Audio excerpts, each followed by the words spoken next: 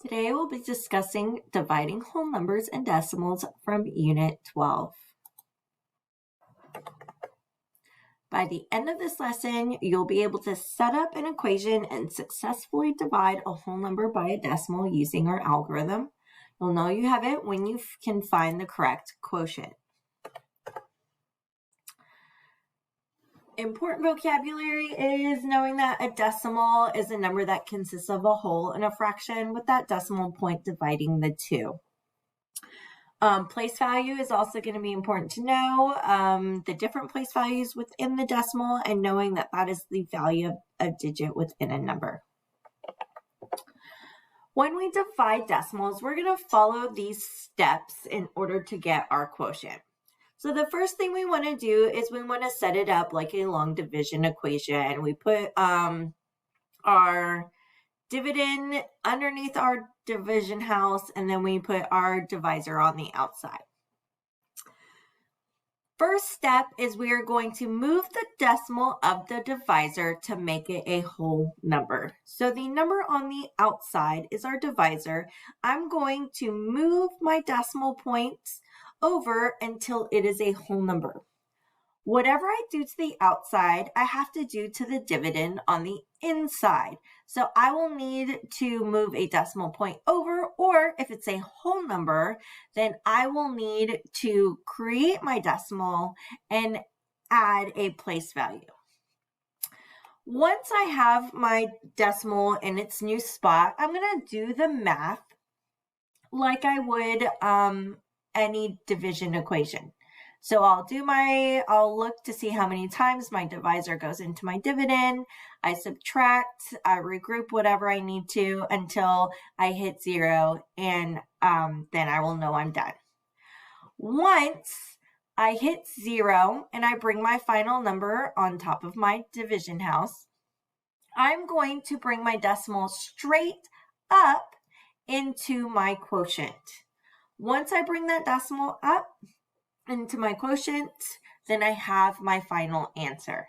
So that we'll do a couple, one with a whole number on the outside and one with a whole number on the inside to see what that looks like. So first here, you can see that my dividend is my decimal. My divisor is my whole number on the outside.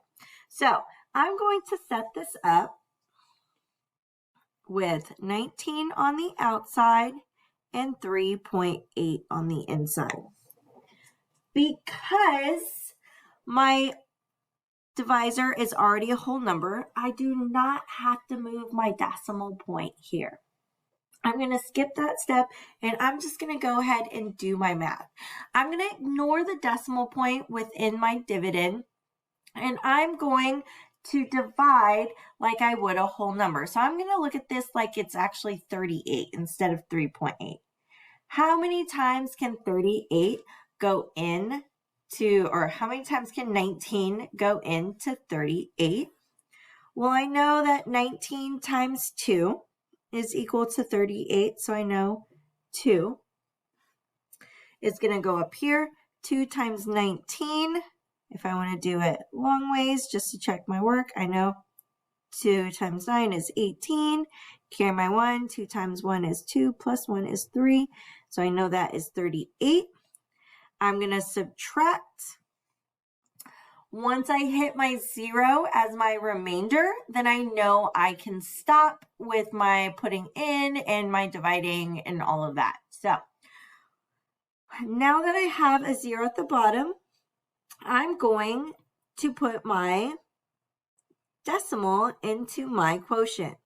In order to figure out where that goes, I'm going to drag my decimal all the way up into my answer. Wherever it lines up with is where my decimal point goes. So here we can see that my decimal point has landed in front of the 2, meaning that 3.8 divided by 19 is equal to 0 and 2 tenths. Now, if we look at a problem with the dividend as a whole number and the divisor as a decimal, that's when that decimal point moving is going to come into play. So I'm going to line up my 7.5 on the outside of my house and my 180 on the inside of my house. My first step is to move my decimal to the outside to create a whole number. I've moved it one place, and so therefore I'm going to have to add a place value to, or a place value to my number on the inside, because whatever I do to the outside, I have to do to the inside. Let me go ahead and let's rewrite my new problem. So I have 1,800 divided by 75. Now I'm going to go ahead and divide like I would if I was just doing this as regular division. So I know 75 can't go into 18. Let's see, if I multiply 75 times 2, I know that can go into 180.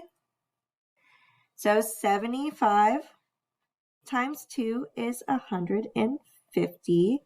I'm going to subtract. I have a 0, a 3, and then I bring my 0 down. How many times can 75 go into 300? I know that if I multiply 75 times 4, then I get 300, which is equal to 0 once I subtract. Remember, once I reach my 0 at the end, I know that I'm done with my math, and whatever I have left on top is what my quotient is going to be. Therefore, I know that 180 divided by 7.5 is 24. We're going to be really practicing this skill for the next few weeks. So if you need that extra practice, pop into our Class Connects. And if you have any questions about any of the processes, remember you can always send me an email and I'm happy to help. I will see you guys in class.